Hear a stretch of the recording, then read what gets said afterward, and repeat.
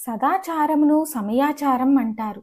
సత్వగుణం ప్రధానంగా కలిగిన ఆచారం అవడం వల్ల సమయాచారం అన్నిటికంటే శ్రేష్టం. సత్వగుణంలో దోషాలు ఉండవు, కోరికల ఉధృతి ఉండదు, జ్ఞానం మీద కోరిక పెంచుతుంది, నిజమైన సౌఖ్యం ఇస్తుంది. గుణాల మీద ఆసక్తిని పెంచేవి 10. శ్రీమద్ భాగవతంలో వాటిని గూర్చి ఇలా వివరించారు.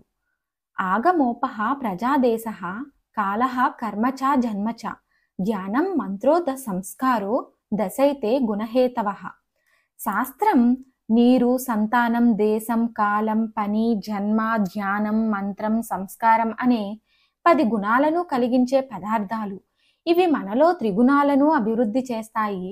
ఇవి సరైనవి అయితే మనకు బ్రహ్మజ్ఞానాన్ని అందిస్తాయి. అదిగో ఆ బ్రహ్మత్వం అందించే మార్గమే సమయాచారం. శాస్త్రజ్ఞానం వల్ల అనగా శాస్త్రాలను సరిగా అర్థం చేసుకుంటే ఏ ప్రాణి మీద క్రోధం రాదు. అప్పుడు ఎవ్వరినీ మానసికంగా కానీ శారీరకంగా కానీ హింసించబుద్ధి కాదు. సత్యం పలుకుటకే సాధకుడు ఇష్టపడతాడు. తనకు కీడు తలపెట్టేవాడిని కూడా ఏమాత్రం కోపగించక క్షమించి మేలు చేసి ఆనందపెడతాడు. ఏ పని చేసినా నేను చేస్తున్నాను అనే భావన రానీయడు. మనస్సు క్షణానికొక రకంగా మారడం ఉండదు. దానివల్ల శాంతి లభిస్తుంది. ఆపై ఎవరినీ నిందించడు.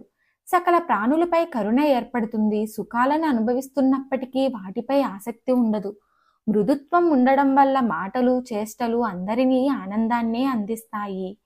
శాస్త్ర విరుద్ధమైన కార్యాలను చేయడానికి జంకుతాడు. అనవసరంగా ఏ పనులు చెయ్యడు. ఇవి సమయాచారం పాటించేవాడి లక్ష్యాలు.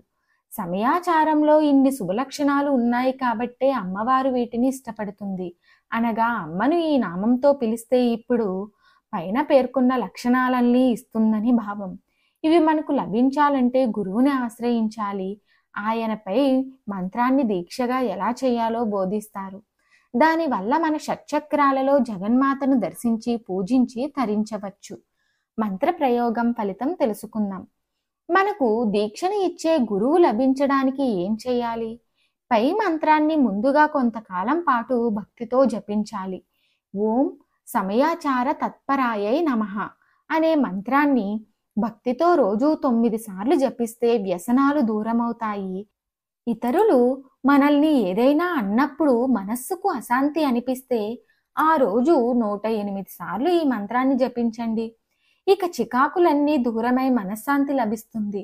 నిలకడ లేకపోవడం వల్లే చాలా మంది ఏ పని చేయలేకపోతున్నారు. బుధ, గురు, శుక్రవారాలలో ఈ మంత్రాన్ని 108 సార్లు జపిస్తే నిలకడ లభిస్తుంది. దానివల్ల పనులు చకచకా చేయగలుగుతారు. ఏ పని చేయడానికి ఓపిక లేక నీరసంతో బాధపడేవారు 1 గ్లాసు మంచినీటి మీద కుడి చేతి నుంచి ఈ మంత్రాన్ని 27 సార్లు జపించి ఆ నీటిని తాగితే ఉత్సాహంతో పనులు చేసుకోగలుగుతారు. మంత్రం ఏమిటో తెలుసుకుందాం. ఓం సమయాచార తత్పరాయై నమః. ఓం సమయాచార తత్పరాయై నమః. ఓం సమయాచార తత్పరాయై నమః.